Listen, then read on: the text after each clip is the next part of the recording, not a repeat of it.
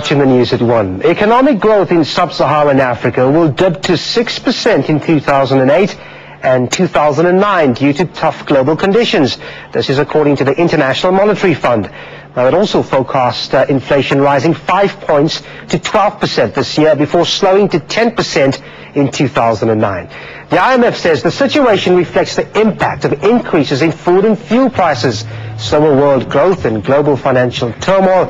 It, however, warned that the fast deteriorating global conditions meant that its latest forecast from the start of October may already be out of date. Analysts view sub-Saharan Africa as relatively resilient from the global downturn, as growth is largely founded on internal factors.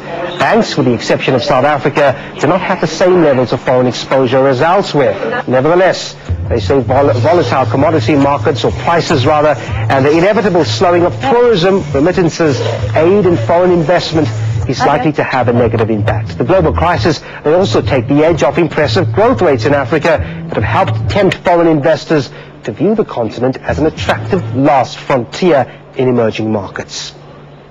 And the risk factors from the global financial slowdown is, first, there is slowing in demand for Africa's exports.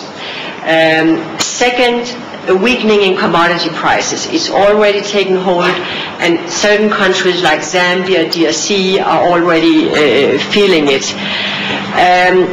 Three, the portfolio outflows. I mean, in the last 2 years, there have been inflows also to the Kenyan markets. There have been inflows to Zambia, to Nigeria, Ghana, Uganda, etc. In all these countries, we have seen that investors are not necessarily renewing their investments. Doesn't mean they have always sold their investments, but when time came to renew the investments, they have got out. Well, to talk about the impact of the credit crisis on Africa's major economies, I'm joined by business CEO of credit insurance group Coface, Garth de Klerk. Garth, thanks a lot for coming in. Thank you for having me, Dan. Well, we've just seen the IMF there talking about the consequences of the credit crisis on Africa. Is it really about weaker demand for African exports? I don't think it's so much about weaker demand, but it's a big change in the perception of risk in investing in Africa. People at this point in time are seeing a panic in the global markets, and they're saying, what can we now do to consolidate? This is really a case of stand back. We're not too sure how big it's going to get. The markets in Africa per se have not changed. We know that. It's all around the perception of risk, the issues of governance, the quality of the banking systems in Africa.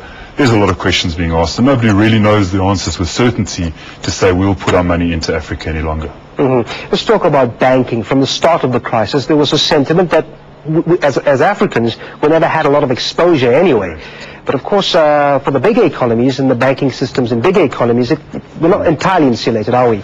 No, not entirely insulated. And I think, 3-4 weeks ago, that's exactly what we were saying. Is we didn't have exposure in the US market. We weren't too exposed to the UK market, so we should be okay. But that's not really the truth. We are very exposed to this level of global crisis. I don't think we realized how deep it was going to get. We are now finding that there were actually some exposures in South African banks, not really that large that we have to be concerned about it. Our interbanking system is still performing well. But if you take a look at the effect on the economy, the banking system is going to feel the runoff of that as well. Another big story, and we've seen a report on this earlier, China's trade and ties with the African continent, very, very, very big indeed. What happens now if we start seeing that growth in China depreciating? What's the consequences for us there? We definitely going to see a tail end coming off China growth. We've seen that China has slowed down in growth. It's still pretty attractive, it's around 9%. But if you take a look at the growth that we saw in Chinese business coming into Africa in the first 8 months of this year was around 60%. That's about $74 billion. That has to now tail off. You could see projects that have been previously well-funded, well-financed, now starting to run into cash flow constraints. And that's going to be a big concern. A lot of our growth was dependent on China, and we're going to see a slowdown in that. We're just not too sure how much of a slowdown and how quickly it's going to get. If you look at the Chinese market, they are expanding and saying that they are going to now be laying off thousands of jobs. That's definitely going to have an impact on the South African and the African growth. Let's talk commodities. We see those commodity prices going down. Of course, that's the big one for Africa, isn't it? Correct, it is. You know, we always thought that commodities wouldn't be affected. Resources, maybe we take a bit of a knock. But with commodity prices being affected the way that they have been, you're also seeing other areas of Africa like the Ghana, the Gambia. You're talking at poverty levels here. So where Ghana's stock exchange, for example, has increased by 60%, if they continue to import inflation, you see food prices rising, they can show very attractive growth, but the man on the street is actually going to be starving. So commodity prices have been affected way more than we expected, and that runoff is going to be way longer than we expected initially. So we're going to see a long tail into this problem. All right. Forecast on anything that we can expect for 2009, what's your take on it? How long is a piece of string? Consolidation. Stick to what you know.